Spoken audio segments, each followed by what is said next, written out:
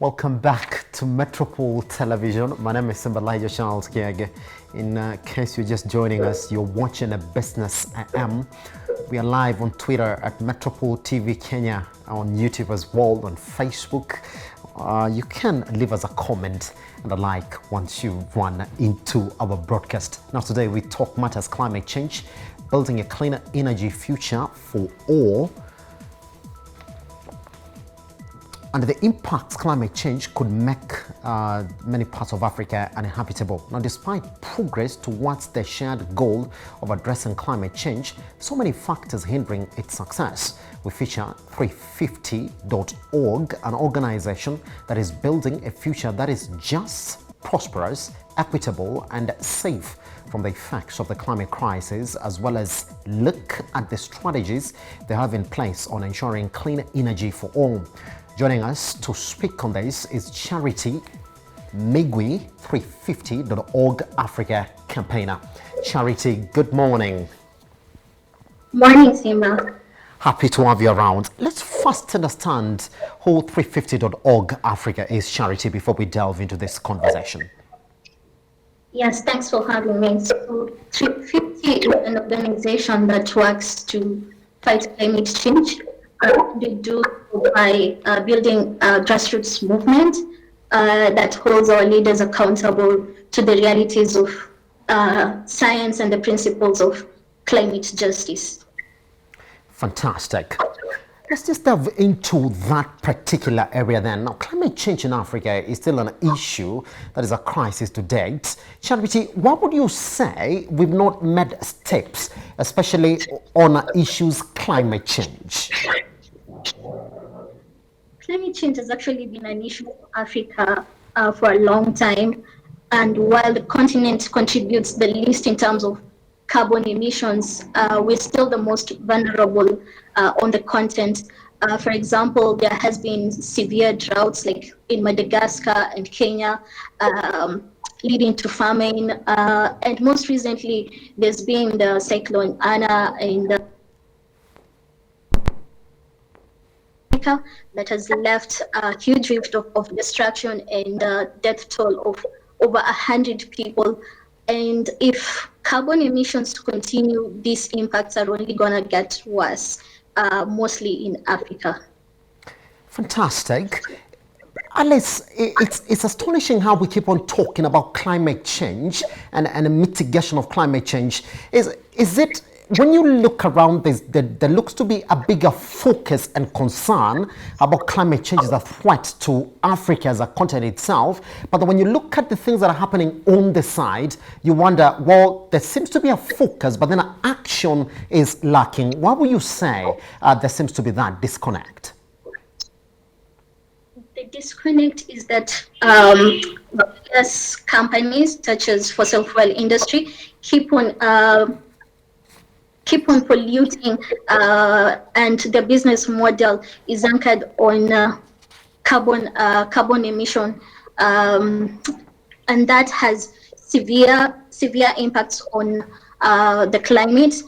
And while there is an alternative in terms of renewable energy, a lot of greenwashing has been conducted, such that we are meant to believe that fossil fuels are the key to unlocking economic development, which is quite the contrary. If only we explore other clean, renewable energy sources, it's likely that we're even going to grow bigger in terms of our economy and have less impacts in terms of carbon emissions and the effects of climate change. Yes.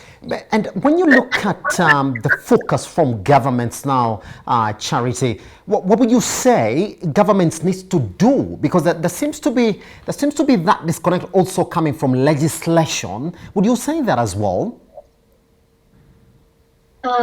Indeed, governments are quite concerned about the economy and growing the profit.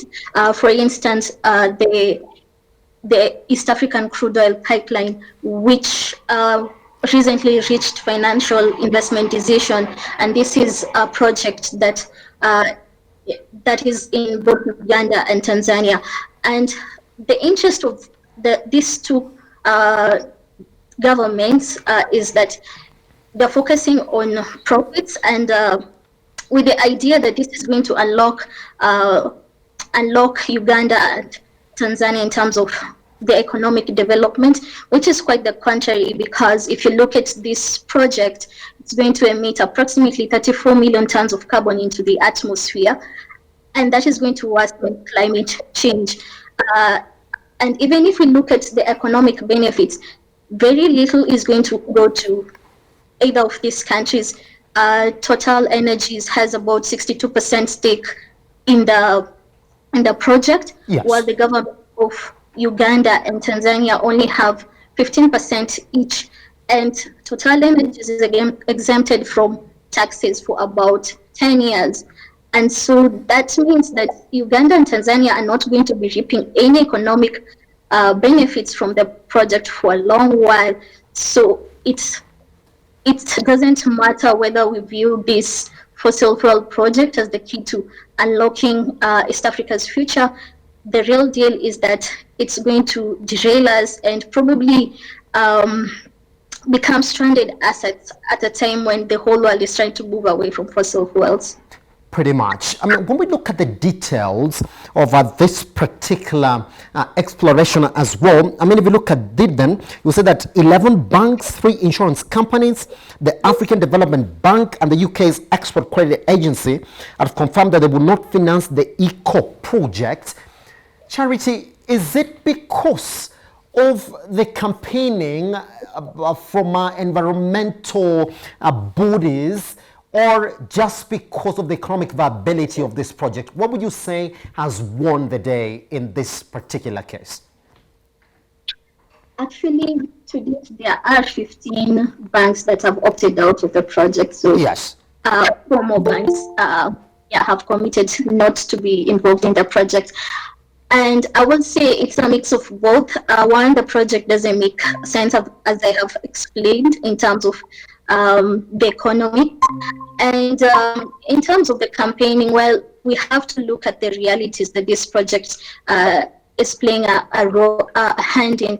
It's beyond the climate change impact. It's going to open up critical ecosystems.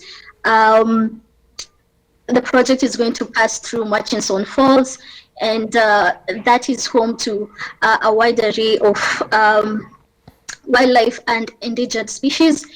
And a third of the pipeline is going to construct the Lake Victoria Basin. If you can imagine, if a leak was to happen in this region, it's going to impact a lot of people who rely on the lake for their livelihoods and as a source of water. And this could lead to cross-border conflicts. So whichever way you look at it, yes, this project really doesn't make sense for East Africa, and that is what we have been trying to show in terms of our campaigning, and that appeal has resonated with the 15 banks that have committed to withdrawing to opting out of the project. Pretty much. So let's look at the other side of this project, Charity. Yes, indeed, we seem to have making progress on just proving that this project would not make sense to the residents of these areas. But then, Charity, what alternatives are we looking at? Because then other people will say, well, if you look at the economies of the people living around that area, projects like this again would be beneficial to them. Indeed, it is true that the global north has developed because of fossil fuels. Yes. But at a time when the whole world is trying to move away from fossil fuels and keep global emissions below 1.5 degrees, fossil fuel projects are not the future for Africa. So it's time to embrace other alternatives such as solar and wind, which are abundant in the region. And because of the role that Global North has already played in terms of extractivism in the region, This is why in the recent COP26, activists were asking for the 100 billion that was already promised by 2020 to finance loss and damage, adaptation and mitigation in the continent, to allow Africa to be able to leapfrog to the economic future that the global north has already experienced. Yes. Is continuing to grow. Pretty much. So, Charity, but just on that level as well, do you as environmental campaigners face the challenge of, yes, you're saying no to some of these projects, but do you also have the bigger task of giving people the options then? Because from an economic standpoint, this project campaigners will say, yes, it will make sense, but from your end, you're saying it won't make sense. Is that the challenge that we are facing a majority of these projects, in the sense of, well, we want to protect the climate, we want to protect the environment, but then there aren't as many options to rely on in the short term? Well, actually, that is a lot of greenwashing, and that is what we have been made to believe, courtesy of the fossil fuel industry. Yes. The reality is actually, when we focus on renewable energy such as solar and wind, that is freely available and abundant in Africa, we can develop much more, and this clean energy sector promises even more economic development and jobs for the people than the fossil fuel industry. It's just that the fossil fuel industry has been quite dominant in pushing the narrative that it is the key to economic development, but that is not the case, and it's clear and manifest from the ECO project, because in as much as we think that it's going to unlock East Africa's future, the impacts that may arise afterwards, that is a cost that has not been accounted for. You can imagine 34 million tons of carbon are emitted into the atmosphere, and we continue experiencing cyclones and drought and famine. That is a cost that is not accounted for in this project, and that is going to take a lot in terms of adaptation, mitigation, covering loss and damage. And so whatever profits per se that may be made out of such a project are only going to end up covering for the damages that come in later. While if you look at clean renewable energy, there isn't a chance that there's no carbon emission, and so you limit the impact of climate change that may arise. Because yes, because of these projects. Yes, Charity, as we draw close to our conversation this morning, and this is a direct concern that we're getting from some of the critics, who are saying that Africa is just at the beginning of even discovering these fossil fuels, and other people are saying that there could be a lot of deposits of fossil fuels that are yet to be discovered in the continent. And so they compare this with other continents that have already discovered, exploited their sites, and now looking for better ways to come up with cleaner energy sources that would then protect the environment. How do you answer these critics who are saying, but how can we move to other sources when we are yet to discover all our deposits for fossil fuels? Indeed, there are a lot of resources in Africa and deposits. Yes.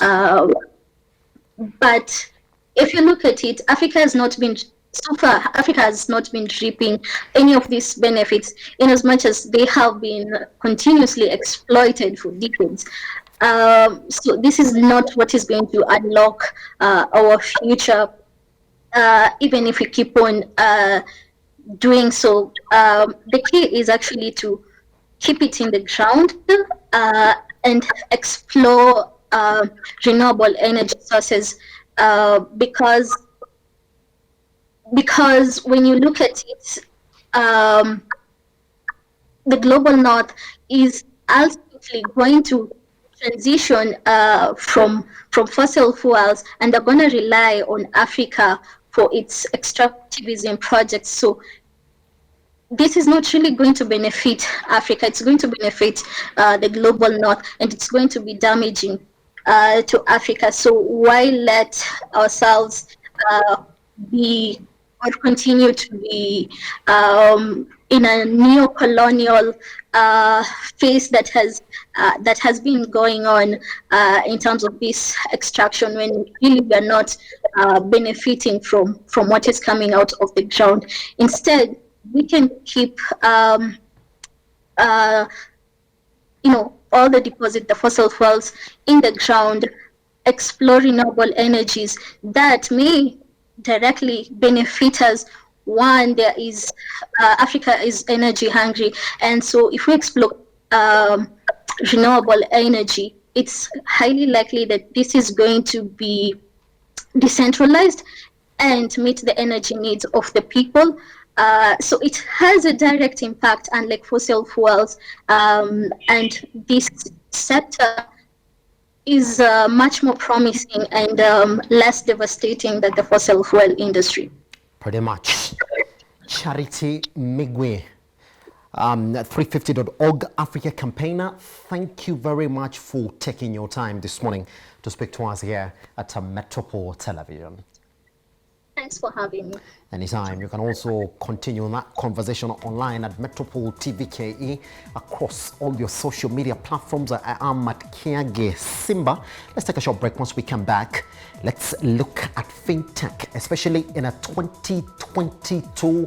Where are we and how is this driving the banking industry, especially also looking at how the impact of fintech has been, especially in the larger digital or financial services sector in the country, once we come back.